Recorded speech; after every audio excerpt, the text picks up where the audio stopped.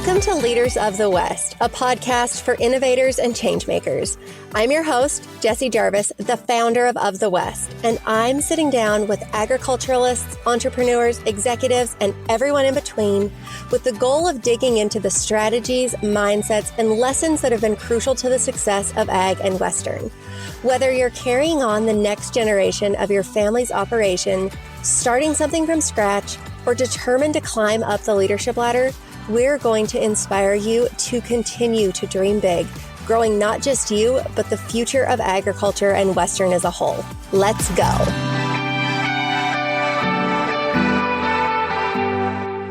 We're happy to have you back for this week's episode of Leaders of the West. Today, we're sitting down with Alyssa Scholz.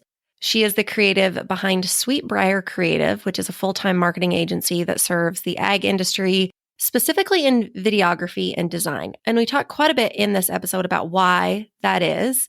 She is somebody who is just a true storyteller, and the way that she loves the ag industry and how much passion she has, it is contagious. And I will say, I said this in the interview, this has to be one of my absolute favorite episodes just because of the energy that Alyssa gives off. It truly is contagious.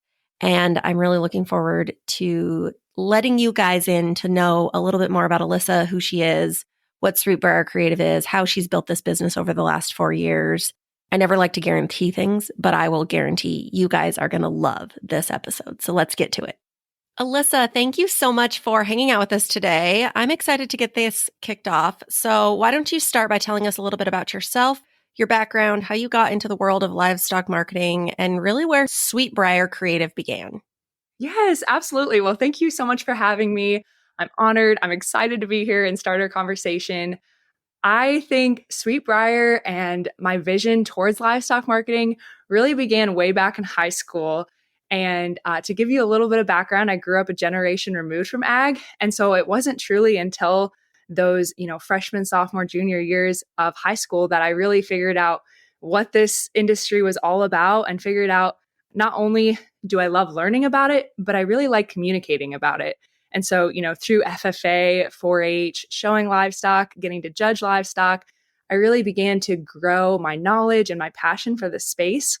And that led me to Iowa State University, where I majored in ag communications and also along the way added in an animal science minor, a general business minor. And through my degrees and also largely the clubs and organizations I was involved with in college, that really laid the foundation for me to gain opportunities to practice these skills, grow a portfolio that in my mind, I was growing to show an employer, hey, this is what I can do for you after college. God had different plans, and I was, building this portfolio that ended up growing into a business that I took full time right after graduation from Iowa State and moved down to where I reside now in Fort Worth, Texas, and running Sweetbriar Creative full time for over 4 years now, which is crazy. I know. I saw that you guys just had your 4th birthday. Okay. You hit on a lot of things that I want to talk about. The first is you said that you did not grow up in agriculture. You're a generation removed. So I'm assuming your parent, dad or mom grew up on an operation, but you did not. So for those of you listening, because I know this is one of those conversations that we consistently hear is, oh, I didn't grow up in agriculture. There's not a place for me. Alyssa, you are the poster child of somebody who did not grow up in agriculture and have made one heck of a name for yourself. Oh, now that's so sweet. And honestly, I would say when I got to college, that was something that I was embarrassed by, truthfully, Jessie. I was surrounded by peers and classmates that, were immediately known because of their name. I was, sitting right there where a lot of your listeners are sitting like, man, how am I ever going to make a name? How am I ever going to land a job, an internship when no one knows who I am? And, my parents did so much for me. They certainly are a testament to so many skills that I use on a daily basis. But just like you said, they weren't giving me a last name that was attached to the ag industry, which was the industry I wanted to find a career in. So yes, now I'm extremely proud of it. I love being somebody that someone can point to and be like, okay, she did it. I know it's possible and I'm going to do it for myself. So the other thing that I wanted to highlight and touch on is you said that you had a lot of involvement in different clubs and organizations.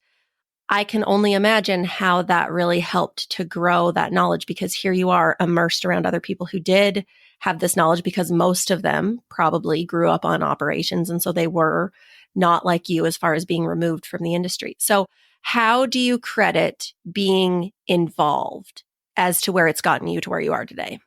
To be honest, my involvement in clubs is everything to me. I think I was never like a traditional classroom learner.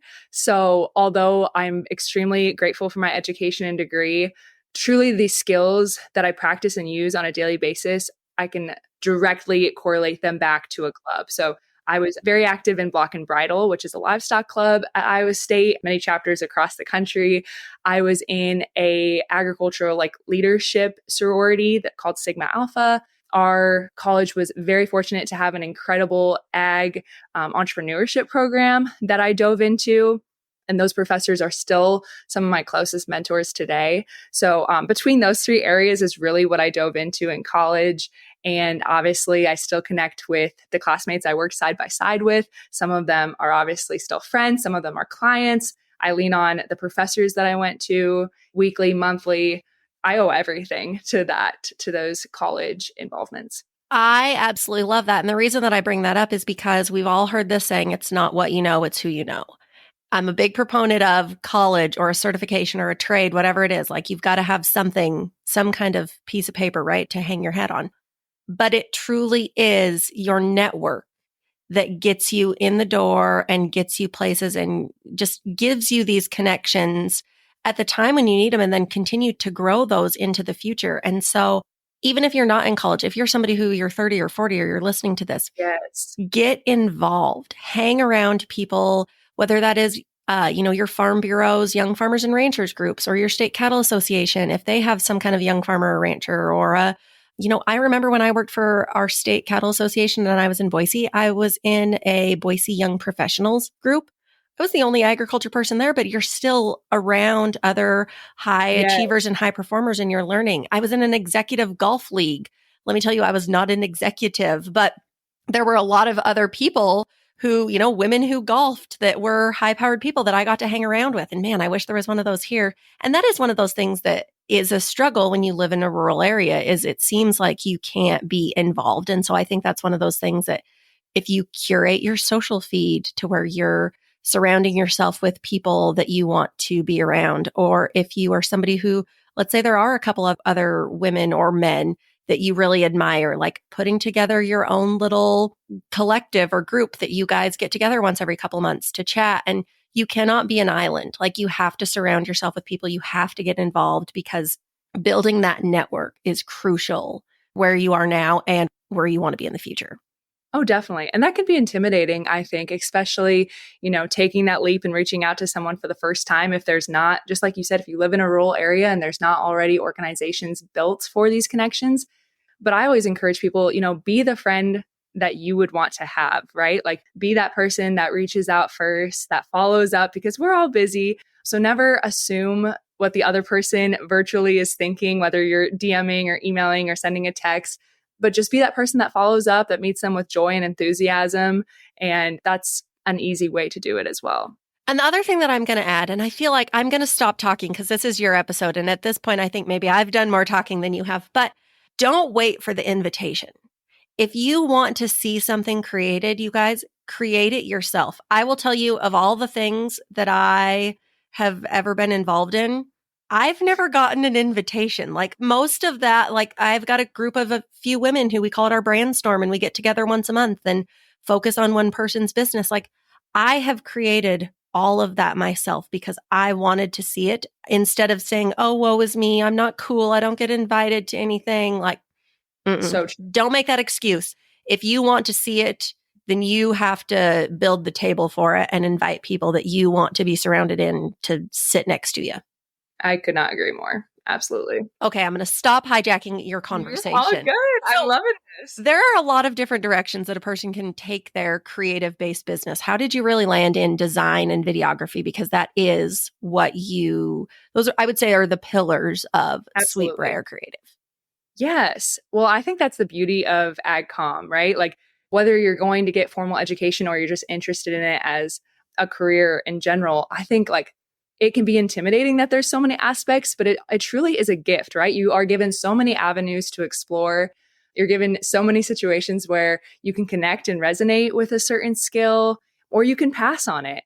And I would say, design and video throughout, those 4 years of college really were two areas that I resonated with. Now, were they areas that I was immediately stellar at? Absolutely not. But I had an interest in them. And I think on the design side, I have always been drawn to art.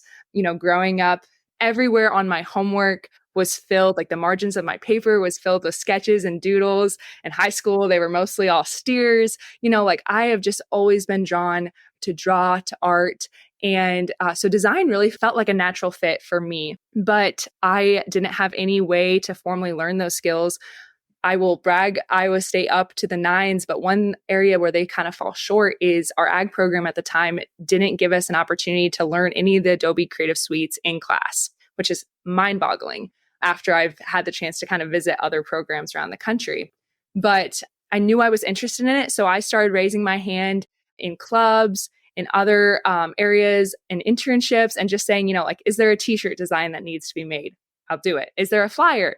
I'll do it, like unpaid, not glamorous, but easy areas that there's low risk, low pressure. And then I started just working on that skill, getting to work in, Illustrator, Photoshop, InDesign. And video was the same way. I felt like a lot of my peers and classmates had fallen in love with photography. And for a lot of them, they were able to find ways to really make it their own and add their own twist on it. And then I saw some classmates that kind of fell in love with the glamour of being a photographer and didn't really set themselves apart from the crowd. And for me, one thing about my personality, I'm always going to try to find a way to do it different. I'm very much turned off by something that everyone else loves. And I know that's not the case with everybody, but for me, just seeing the amount of people and the saturation that photography had, even just in my Iowa State AgCom classes, that turned me away from it.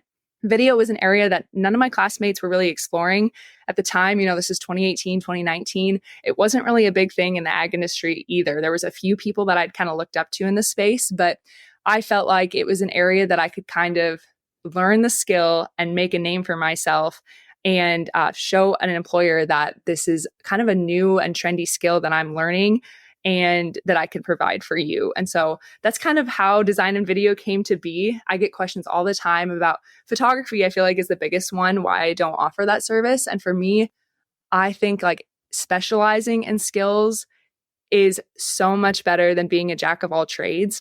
And there's exceptions to this rule, especially as a young person. I definitely think you should explore all avenues if you're passionate about so many different things. And I would consider myself a multi-passionate person.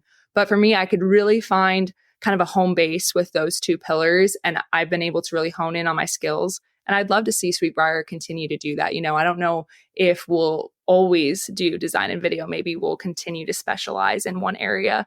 But that's kind of how that journey and that transformation came to be. Okay. I love that you said when I first asked you kind of your background, you had mentioned that you were creating a portfolio for employers to look at. And because you had created this robust portfolio, it turned out that you didn't even need to provide it to an employer. You were then able to use it to sell yourself. The other thing that I noticed is that you said when a club would need a t-shirt design or there was some kind of flyer you could design, you would volunteer. Clearly, you're somebody who is a very forward thinker and you're not lazy. You're somebody who is consistently on the go, moving, thinking of, okay, what should I be doing in the long term, not necessarily in the short term? Is that something that you've always had? Because I think that that is absolutely brilliant. You've got to be a hard worker and you've got to be a doer and you've got to raise your hand and you have to be building this stuff for the long term and then it'll pay off eventually. But keep going on that. That is just such a compliment, Jessie. Thank you for saying that. I'm just blushing over here. But, I would say those are skills that we all aspire to have as young people, as entrepreneurs, especially. And I think like they have grown, as I continue to grow the business. But I will say like finding my way in this space as like an individual and not being handed it to by family or by anyone else, I think I attest so much of where I am today because of the independence that process taught me. I think independence is not always an amazing thing. As I grow older, I know that I want to be dependent. I want to have a group of people. I want to have a team around me. But I will say like being ultra independent through high school, figuring out that this was the right space for me, just all for myself, really paved the way for me to easily do that in so many other areas of my life. And so, yes, I mean, you have to be a long-term thinker. You have to be driven and motivated to start any business and to see that business succeed, hopefully, into the long term. But I know that those topics and those personality traits can be very intimidating to someone. And I definitely don't want to be the podcast guest that gets on here like, yes, I was born and raised out of the cradle with all of those things. I've always been long-term driven. Like there are things that you have to practice. But I will say, like, being independent and, not searching for anyone to hold your hand through the process. And, when a problem arises, which there will be so many times in life, finding the solution, pivoting, that's truly what life is about. Whether you're starting your own business or you're looking for your next career jump, it's all about pivoting and just switching your game plan a little bit. Okay. In the next life, you guys, I want to be Alyssa because I don't want to give this away. Nobody can see you right now, but you're very young and you are very wise. How? How are you so wise at such a young age? You're just spoiling me up and down with these questions. Again, I would just say, like, it's through experience. So many people, I think we're going to touch on this later in the podcast too, but there's a lot of people that did not agree with the decision to take the business full-time right out of college. And people that I trusted that were, in my circle at the time that I think had hopefully my right intentions. But it's really that experience of just like starting before you might be 100% ready that allows you to build this knowledge on this process. And of course, like, I would be remiss if I didn't attest so much of it to my friends and family, my parents. My dad's a business owner. They're both extremely forward thinking, and they remind me to obviously think of the business, but think of people first. And I think my fiance, Daniel, and my friends do a wonderful job with that too. You have to have that group of people around you, just reminding you where your priorities land, because with anything in life, especially owning a business, things are not going to go right all the time. And so, yes, I've learned from those experiences, but I have an amazing support team that I lean on for advice in those scenarios. Like I said, I wish I was you when I was your age. Holy cow. Okay. Design and video are two sectors of marketing that are constantly evolving. They've always been that way, but I would say in the last 5 years, holy cow, it has been at a very rapid pace. And what was cool yesterday is old news today, and what works today is not going to work tomorrow. How do you manage to stay on track of what is cool? And is there anywhere specific that you go for inspiration to kind of keep being that future forward thinker? Definitely. I love this question. I think in my mind, it's kind of a two-part question, and I'll answer the second half of it first. When I'm coaching students through this, because I have a group of mentees and I'm working on building a digital course around some of these topics, I always encourage them that, the creative process is just like anything else. You cannot pour from an empty cup. I believe that wholeheartedly. So if you're not getting poured into by things you love, by places you love, you're not going to be able to pour out, whether it's any type of creative work, design, video, etc. And so I think that's where I find a lot of my inspiration. I search for inspiration a lot of times in nature. I just started a second business with my fiance, Daniel, called Regal Cattle. So we starting from the ground up on a small group of cows. And so when I'm able to get to Kansas and be around my cows, that's an area I seek a lot of inspiration from. Living in Fort Worth in this concrete jungle, I'm not able to be around livestock as much as I want unless I'm filming and with my clients. But I will specifically, schedule walks during my day to be out in nature and fill my cup up that way. I also think in terms of finding inspiration, it's really easy to try to do that in your own industry. I think that is a really quick way to jump into that nasty pool of comparison. And so if you're able to seek inspo from an industry that you're not providing a service in, for me, that's sports. I'm not athletic, never been an athlete, but I love their marketing. I love the food industry. So those are different industries that I seek, like design and video inspiration. In terms of your first question, how do you stay on top of what's trendy, what's cool? Man, that's hard. I think that's a balance, just like anything in life. I think that, of course, you as well as your clients, right, are always going to want to reach for that next shiny object, which is fun. But I try to encourage myself and my clients, whether we're working on an ad or a video, that we have to go back to the basics first and figure out like, is the target audience that we're trying to hit even watching or like observing that space that's really trendy? Oftentimes they're not. And so sometimes obviously worlds align and we do need to kind of dive into a trend and figure that out. And it helps to be young and kind of absorbing that type of content on my personal pages. But I know that I try to ground myself so often with my own businesses and when I am coaching my clients through this process. Like, man, is your target audience even wanting to see that? Where are they looking for entertainment? Where are they looking for information? And where are they going to, more importantly, take action to buy? So that's how I try to like get out of the rut of trendy and cool. It's fun, it's shiny, it's glamorous, but oftentimes your audience doesn't even live there. Okay, so let's keep going on that thought because I think that that is so important. And one thing that I see when it comes to creatives, like art type creatives, right? I've seen this with artists. I've seen this with musicians. I've seen this on the social side of things. You want things that you're creating, the content, let's say, to perform really well. And occasionally then that strays from what you actually enjoy creating. How do you manage to not get in that rut? I would say it's a balance. It's truly, I mean, there are things that like we all could be doing. There's things that I could be posting on Sweetbriar that would probably perform really well, but are just not my cup of tea. Like, one that immediately comes to mind is a dancing in front of a camera. Those are hilarious. I love to see the creators that comes so naturally. That's their personality. That's not me. That's never going to be me. I am right there with you. Like I could get lost in like the hip hop dancing reels. I am mesmerized by that. But yeah, no, you're never going to see me doing that. And I mean like legit dancers, not yes. But anyways, keep going. Yes. No, I know exactly what you're talking about. Same. Exactly how I feel. So I think, there's some areas that I'm like, yeah, maybe that would like hit the right type of audience for me, but I'm going to pass because that doesn't feel authentically me. I think like you have to go back to that time and time again. Like, does this feel like authentically me? Because if it doesn't, and we're just constantly looking for trends, what is this really all about? That's what I always try to find myself going back to. There are things that I know are trendier that I enjoy doing that my audience loves. Right now, I'm doing a lot of behind the scenes videos on my page, which is a blast. I love like working through the process. So they not only get to see the finished product, but they get to see a little bit of the buildup.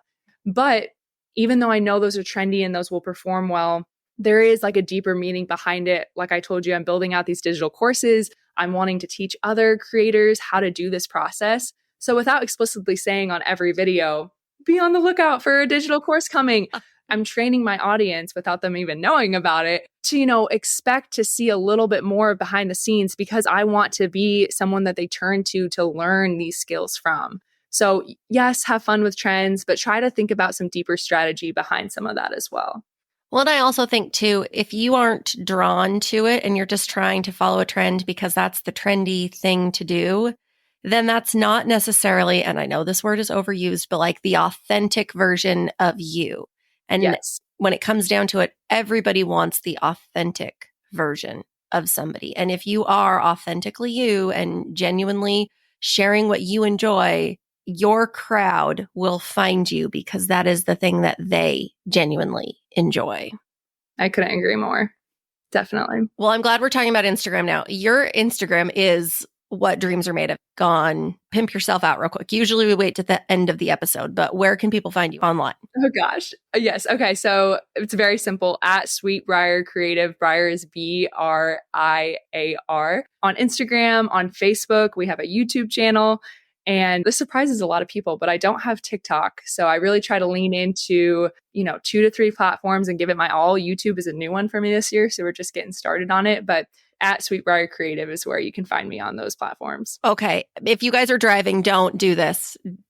When you get to your destination, then you can. But you have to go, we'll say Instagram for now, and go pull up Sweetbriar Creative. It is absolutely amazing. And as I was stalking your Instagram, doing what I do best over here, I came across 4 quotes that you shared related to your business last year. So you just turned 4 and you had 4 quotes that you said really like you connected with in the last year. So this is a little bit different than what we would normally do, but I'm going to say each of these quotes. And then can you give us a little like in-depth explanation as what they've taught you in business? Absolutely. Okay. Quote number 1, no one ever made a difference being like someone else. Well, first off, I want to preface this part because I love this. This is so my speed. When I go and speak to different student groups, I always warn them I'm going to have a few cheesy quotes in here because that is just like what speaks to me. It's what fills up a lot of like my motivational podcasts that I listen to. I just resonate with quotes like this. So thank you for including this. I love this. Yes, this quote is, I feel like just echoes so much of our conversation already. I think as a creative, it's so easy to compare yourself to others. And it's even easier when we have those numbers right there in front of us of how, on the outside, my stuff is performing versus someone else's. I think something that I ground myself with all the time is, man, there is a space specifically cut out for that person that I'm comparing myself to, right? Like he or she is fulfilling not only a need for that product or service, but their personality, their character, and their heart to serve fits that space perfectly. But there's also space for me. And I think we forget that all the time. This industry is important. What we're doing is not fluffy. We're feeding the world. What other industry does something like so essential? So there is room for me. There is room for you.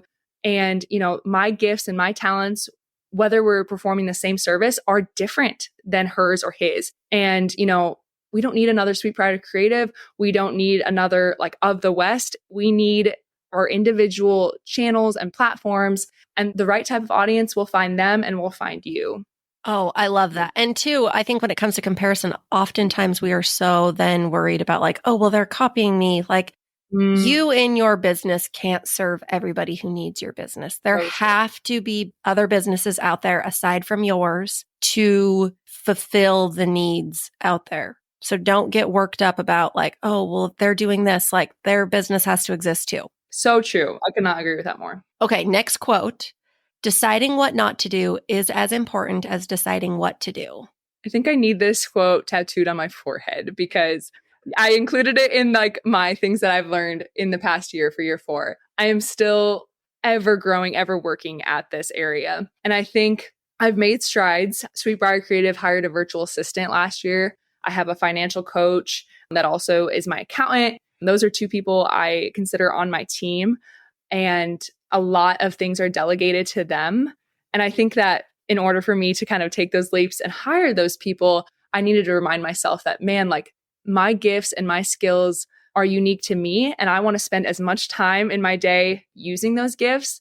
I know one of my gifts is not admin tasks. Like that is not a strength I have. That's not what brings, I always tell my students, like we all have superpowers. Like that's not a superpower of mine. That doesn't bring the best qualities of myself out. And so my virtual assistant, she's amazing at those. And not only does she enjoy it, I spent like 30 minutes one day just trying to understand, like you actually enjoy doing this for people. Like this is something that you actually like vibe with and love. Like, yes, Alyssa, just let me do it for you. So I think it's like important to remember, and same with my accountant, she loves numbers and like numbers aren't my game. So there are people that want to do these things for you that not only like want to serve you in this way, but are excellent at it. And so if you're able to delegate and kind of take those things off your plate, that helps. And I think your platform is going to be such an asset for me to do this in the future. The biggest question I get is, when are you hiring interns? When are you hiring employees? That is in the forecast, on the horizon so much. Right now, there's a lot I need to get sorted out. I always tell people I'd be a terrible boss right now because I'm just so like honed in the business versus on the business as like a CEO and as a boss. But it's coming. And when it does come, like Of the West is going to be the platform that they'll be able to find those opportunities. Oh, that is the best compliment that we could ever receive. Next quote. Your direction is more important than your speed. I think this is a really, really important one. When we look at our lofty goals, there is so much like good to just wanting to achieving that right now, wanting to grab that, today, tomorrow. But I think that, when we're setting goals, whether it's a monthly or quarterly or an annual goal, or even like a 5-year goal, first, it's extra important to figure out exactly what that goal is and get extremely clear on it before just wanting to achieve it as fast as possible. And I think when you bring clarity into the equation first, you'd be surprised how speed kind of naturally follows. I just heard a quote on a podcast and I'm going to butcher it, but if you give yourself a short time frame to achieve something, chances are that is the time that it'll take for you to get it. And so I'm not saying to throw speed out the window, because I'm a huge advocate for just stepping into something before you're completely ready, but get super clear on the direction you're aiming for, and that will help you come with that speed. Yes. Well, and I might get this wrong too or butcher this, but the quote, slow is smooth, smooth is fast. Like, yeah, when you get in your routine and you know exactly what needs to be going, you are a lot faster than if you're trying to just muscle through at 9:0 and so you've got to go back and clean messes up and fix things. And no, you've got to go smooth. Yeah. Oh, I love that quote. Yeah. Okay. Last quote that you had shared. Confidence has no competition. Isn't this a good one? It is really, all of these are good. I love this quote, man. Like, this just truly, it makes me think of like fake it till you make it. And I have a love-hate relationship with that quote, because I do feel like you need to, learn your stuff too. But like, man, if you show up with confidence, your clients are going to trust you, your friends are going to trust you. And, if something fails, which it's inevitably going to happen once in a while, that's okay. Like, if you show up with confidence, your client is going to lean on you for a pivot. And I think having confidence in not only yourself and what you bring to the table, but if you start that business, having confidence that, yes, whether I have 100 followers or 100,000 followers, I have a space here. I know I add value. I know I help my clients. That is going to like set you light years beyond somebody who may have all the credentials in the world, has taken every single class or course on the topic, has a huge audience, but doesn't have confidence in themselves to actually go out and achieve what they're meant to tackle. We have a solo episode on this, so I don't want to go too in depth, but you guys, if I am interviewing somebody for a job, I can tell you in the first 2 or 3 minutes if we will hire them or not, solely based on how confident they are in that interview. They could answer every question wrong in the interview. I mean, not wrong, right? Because there's not necessarily a right or wrong answer. But if you come in and you are not confident, I then know I can't put you on a task because you're not going to be confident in your ability to do it. But if you show up to the interview and you are confident, your name will move to the top of the list because I know I can teach you all the things. And it's not arrogance. That's different than confidence. So true. But if you are, I don't know that, but I'm going to figure it out. That is confidence. Yes. Oh, one of my favorite traits. It's so easy to spot, just like you said, the first 2 or 3 minutes. Humble, confident learner. Yeah. Usually. And confidence doesn't have to be loud either. I love that you added humble in there because there is a lot of that goes hand in hand too. Okay, let's wrap things up. I have one last question and then we'll get to our rapid fire round. Let's spill some marketing tea. What is the biggest mistake that you see people or businesses making when it comes to specifically design or videography? And what should they be doing instead? Do you have like one, I don't want to call it a pet peeve, but like what's the thing that when you see it, you're like, oh no. This is a small one, but yes, a pet peeve is for sure a good way to look at it. I think when I'm coaching my logo clients for a very specific example, through that process, I give them a questionnaire that they fill out. We talk through the questions. And one of the parts is talking about, okay, if we had to create like an icon for your business, what would that look like? And I think, this applies to this very specific logo situation, but it applies to so many areas in terms of marketing in the ag industry. Clients are so quick to want to include like an image, an icon of exactly what they do, right? Like if they're a photographer, let's put a camera in their logo. If they sell show goats, let's put a goat in there. That's like a natural desire for someone who might not be open to other options right out of the gate. I would say like that's a little bit of my pet peeve, just staying inside like a comfort zone. But if I approach a client with a different icon idea that's maybe outside of their comfort zone, but can easily grow brand recognition and they're open-minded to it, that's a game changer for me. It's so easy to want to stay inside your little comfort zone box with marketing in the ag industry. But you have to remember that your audience is comparing you to like so many other cookie cutter businesses. And it's going to be really hard to break through all of that noise down here and reach your audience. And so, the quickest way to do that is to be different. And you don't have to be different in a bad way, but lean on, your marketing team, whether it's a freelancer you're hiring or someone internal, lean on them. They know what they're doing and they know how to break through that noise that's happening down here and get you to the top where people can actually grow to know and love your business and not just immediately lump it in together with all of these other businesses that are using the same type of imagery, the same type of photography, verbiage, etc. Okay. I love that you brought that up because I have two things that I want to add to that too. One, the color green. I understand that in agriculture, we grow things and growth is usually green and we like money and it is green. I bet 95% of ag businesses out there have the color green. You guys, I love green. It's one of my top It's a good three color. favorite colors. I love green. Green looks good on everybody.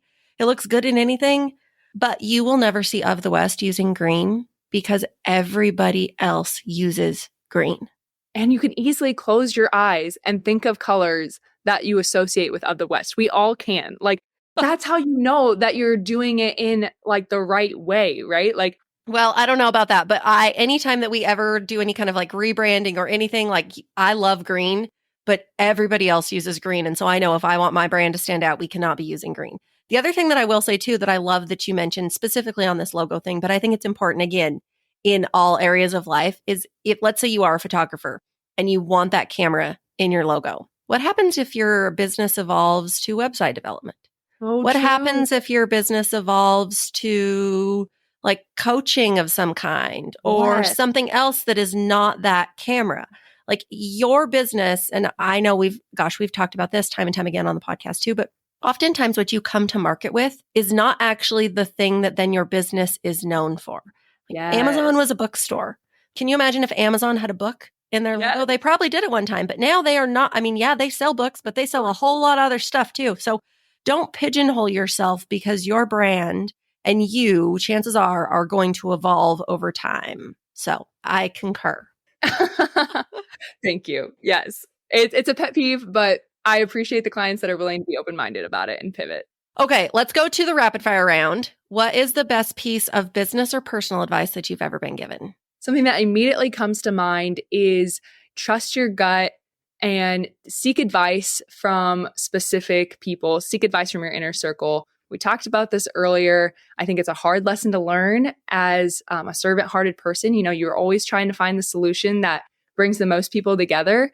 But with your business and with your career path, that is not the goal, right? Like the goal is what's best for you and what's best for the business. And so be really specific about who you seek advice from. Know that, some people are going to have your best intentions. Some people are not. And that's something I had to learn really early on with Sweetbriar. It was a hard lesson to learn, but I'm really confident in it now. Oh, if you could give people any words of wisdom and you knew that they would take them to heart, what would it be? I know we've done a lot of quotes and wisdom. So what's your other nugget? I would say the only other piece that I would like to touch on is something that I get a lot of questions about, and that is like incorporating my faith into my business. And it's a kind of a taboo topic. It's daunting to talk about.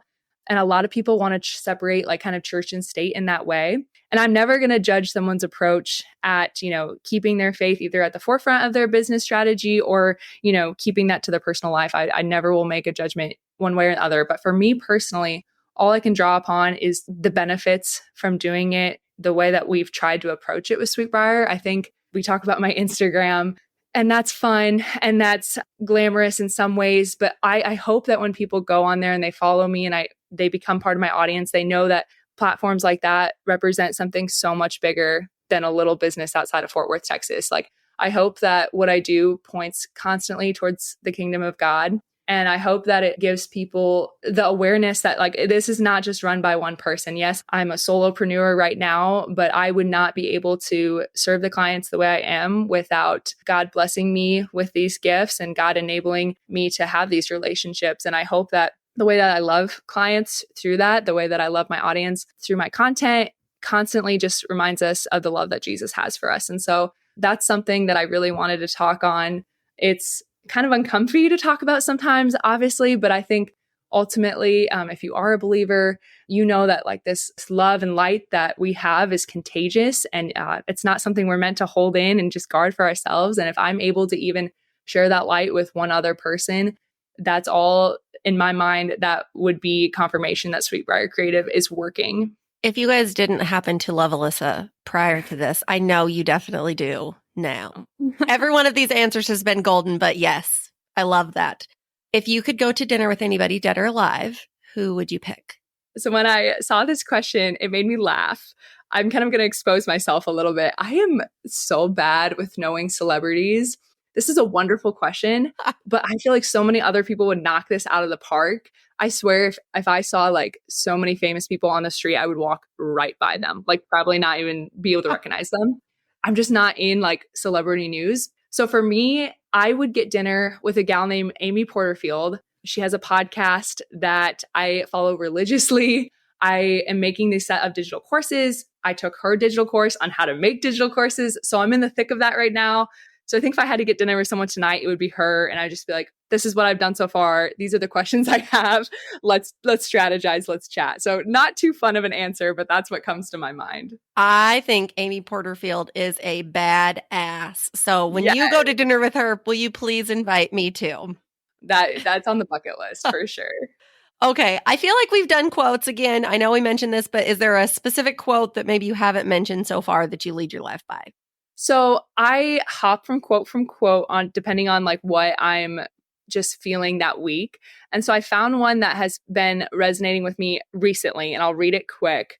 And I'm not going to expand on it because I think this quote speaks for itself, but finish something, anything, stop researching, planning, and preparing to do the work, and just go do the work. It doesn't matter how good or how bad it is. You don't need to set the world on fire with your first try. You just need to prove to yourself that you have what it takes to produce something. There are no artists, athletes, entrepreneurs, or scientists who become great by half finishing their work. Stop debating what you should make and just make something. Ooh, how many of us needed that? That was me. Definitely. I always need that one, I feel like. Yes. Me too. Okay, last question. Let's talk about favorite things. Do you have a favorite book, podcast, service, product, something that has changed your life and you want more people to know about it or think more people should know about it? Oh, this is such a good one. Oh, I don't know. I think there's a book that I'm reading right now. That's what my mind goes to by Alex Hormozy called $100 Million Leads.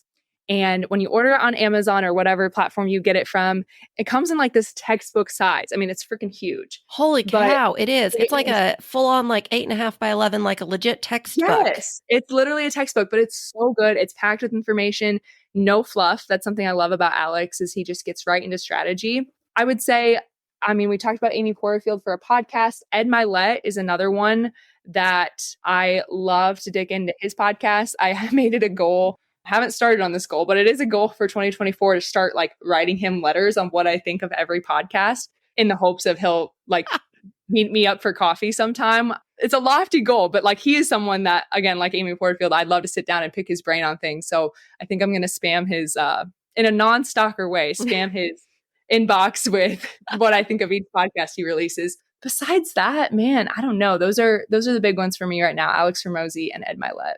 Ooh, that was a great answer. That was fabulous. Alyssa, this was awesome. I was so excited about this interview. And I tell you what, you absolutely blew me away. And that is one of the things that I will say I absolutely love about this podcast is being able to share people like you with the world because more people need to know about you.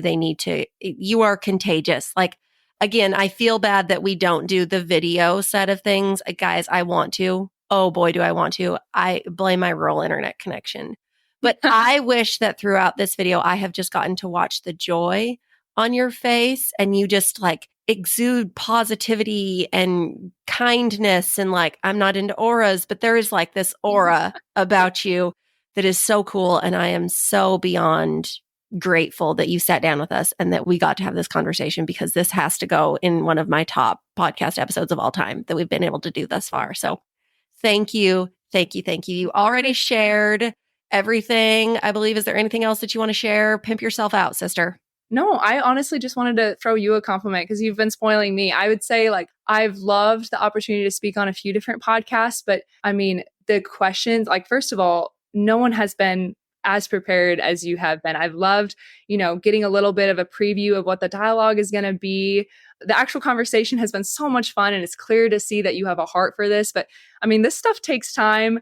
Obviously, I know, like, we don't even have to explain how many other things you have on your plate, Jessie. So just thank you for, giving all of us the gift of this podcast. I know that I'm speaking for all of your listeners when I say it is truly such an asset.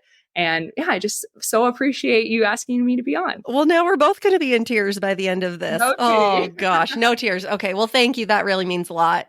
No, and you guys, all of our listeners, thank you guys for listening. It makes a huge deal. Every time that you guys send us a message with a testimonial about how much you love the show, or you rate and review, like all of that does make such a big difference. So thank you, thank you, thank you. Alyssa, this was wonderful. Thank you guys for listening, and you will see us back here next week. If you loved this episode, do us a favor and share it with someone else who might find just as much value in it as you did. We're on a mission to continue to grow and strengthen the future of agriculture and Western industries, and you spreading the word helps us make more of a positive impact. It also makes a big difference when you take a minute to go rate and review the show. We can't thank you enough for listening, for sharing, and for loving Ag and Western as much as we do. We'll see you back here for our next episode.